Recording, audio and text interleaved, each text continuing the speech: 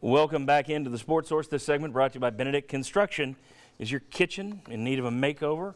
Have you added on to the family and now you need to add on to your family room? Turn to the custom remodel specialists at Benedict Construction. Make your home your dream home. Benedict Construction. We've got plenty more to come. We got recruiting next, a lot of news there, and then we've got a kind of a lightning round where we're going to talk about the staff. Then we're going to a bitter trophy presentation I think is going to be good. But back during the season, we did a segment where we talked about perspective, and right now I want to do that again. Friday, after Michigan's loss in the Orange Bowl, I tweeted something that made a lot of anti-Butch people mad. The first tweet, if we take a look at this thing here, the first tweet on the bottom said, just to be clear, Jones has gone 9-4 and 9-4, but his Big Ten bowl wins have been poo-pooed because they came against crappy Big Ten teams, and some say he's a complete fool. Harbaugh has gone 10-3 and 10-3 inside the Big Ten. That's 9 games a year in the Big Ten, and he's a genius?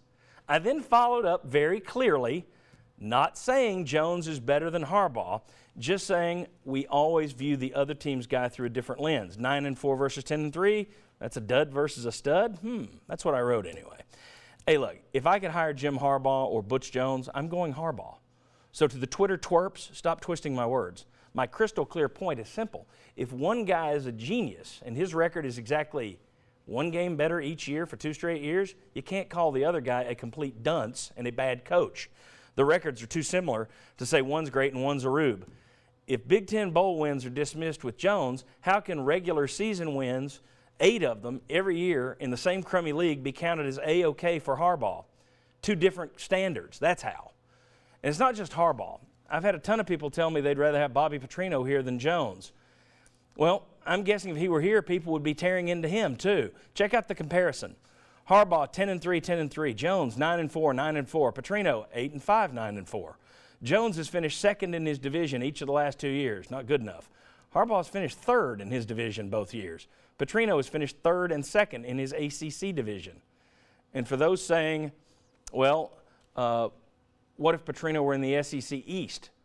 I simply remind you he lost to Kentucky. I'm guessing Vol fans wouldn't be cheering him if he did that here. But Jones has had longer to build at UT. I've heard that one as well. So how about another comparison? In the 5 years before Jones arrived, Tennessee, you see the record, had gone 28-34 with only 2 bowl bids. Michigan had gone 38-26 with 4 bowls in 5 years before Harbaugh. Louisville had gone 41-23 with 4 bowls in the 5 years prior to Petrino. Little difference there. As for the powerhouse programs that Harbaugh and Petrino have built, take a look at this. Harbaugh has never won an FBS conference title. In 6 seasons, he's finished 7th, 6th, 2nd, 3rd in his division, 3rd in his division. Petrino in 12 seasons, he's won 2 league titles, one in the Big East, one in Conference USA. Yet people around here make fun of Butch Jones for winning that same Big East and the MAC. Again, those guys are more proven, and I'd take them over Jones. But the numbers and the results are close enough that no one can fairly say Jones is an idiot or Jones can't coach. This year was a disappointment. Aimed for a title, lost it, I get it. But perspective can't be lost along with that. How many of you watched that great Florida State-Michigan game the other night? It's fun. It's fantastic. But if that had been Tennessee, you'd have been mad. You'd have been furious. You'd be calling for the defensive coordinator to be fired. You watch some other team one way while you watch your own team another. It's what we do. Here's another example of that. I've heard so many people praising Nathan Peterman, and good for him. Pitt coached him up. UT couldn't coach Dobbs up. He's better than Dobbs. I'd rather have him. Well, Dobbs averaged 50 more yards per game of total offense than Peterman. He accounted for 9 more touchdowns, and he had at least 5 touchdown passes dropped, by the way.